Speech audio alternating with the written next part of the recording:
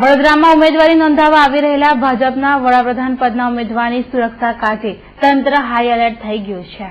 આગામી 9મી તારીખ બુધવારના રોજ નરેન્દ્ર મોદી વડોદરામાં ઉમેદવારી ફોર્મ ભરવા આવી રહ્યા છે।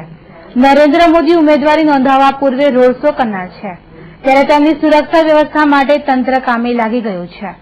નરેન્દ્ર મોદીના રોડ શો રૂટ પર વિશેષ વ્યવસ્થા કરવામાં આવી રહી છે। માર્ગો પર સુરક્ષા હેતુ બેરીકેડ લગાવાઈ રહ્યા છે। સમગ્ર રોડ શો રૂટ પર આવા બેરીકેડ લગાવવામાં આવશે, જેની કામગીરી હાલ પણ ચાલી રહી છે, જ્યારે રોડ શો રૂટના માર્ગો દુરસ્ત કરાઈ રહ્યા છે। રંગો રોગાન સાથે નરેન્દ્ર મોદીના તસવીરવાળા કિયોસ્કો ઉતારી તેના બદલે વડોદરાનું વચન ભાજપને મત આવા કિયોસ્ક લાગી રહ્યા છે। ટૂંકમાં રોડ શોનો માર્ગ 9મી તારીખે કેસરીયો બની રહે તો નવાઈ નહીં। ખેર મુખ્યમંત્રી નરેન્દ્ર મોદીના રોડ શો તથા ઉમેદવારી નોંધાવવાની પ્રક્રિયાથી પોલીસને ભારે કસરત કરવી પડશે। મધ્ય વિસ્તાર પોલીસ છાવણીમાં તબદીલ થઈ જશે। જો કે આ સમગ્ર પ્રક્રિયા સામે વિપક્ષ ખફા છે।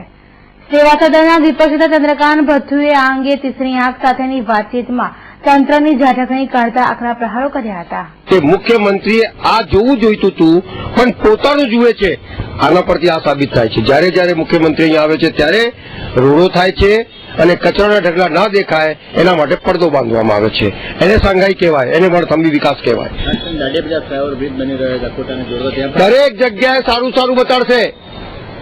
મુખ્યમંત્રીને કશું ખરાબ નહીં લાગવું જોઈએ એટલી હદ સુધી જશે।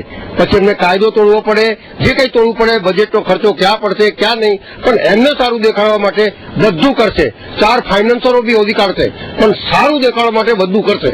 વિપક્ષ નેતાએ ઉઠાવેલા સવાલોનો જવાબ જિલ્લા મુખ્ય ચૂંટણી કમિશનર ડોક્ટર વિનોદ રાવે આપ્યો હતો। તીસરી આંખને જણાવતા ડોક્ટર વિનોદ રાવે ચૂંટણી પંચની ગાઈડલાઇન્સ મુજબ કામગીરી થઈ રહ્યાનું જણાવ્યું હતું।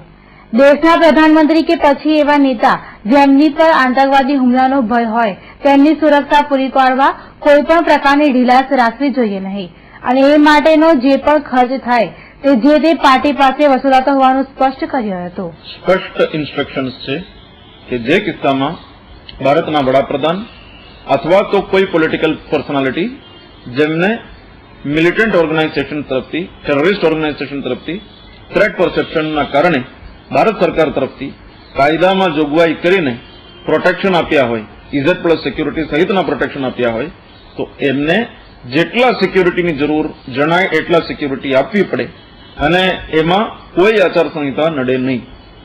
અને એક જ એમાં શરત છે કે જેટલા બેરિકેડિંગમાં અથવા તો બીજી રીતે સિક્યુરિટીમાં જેટલા ખર્ચો થયો હોય, આ ખર્ચો પાર્ટીના પ્રચાર માટે આવે છે, એટલે પાર્ટીના ખાતામાં એને બુક કરવું જોઈએ। અને એ પોતે કેન્ડિડેટ હોય કોન્સ્ટિટ્યુએન્સીમાં તો પણ એ પાર્ટીના એકાઉન્ટમાં જ એના ઉમેરો કરવામાં આવશે।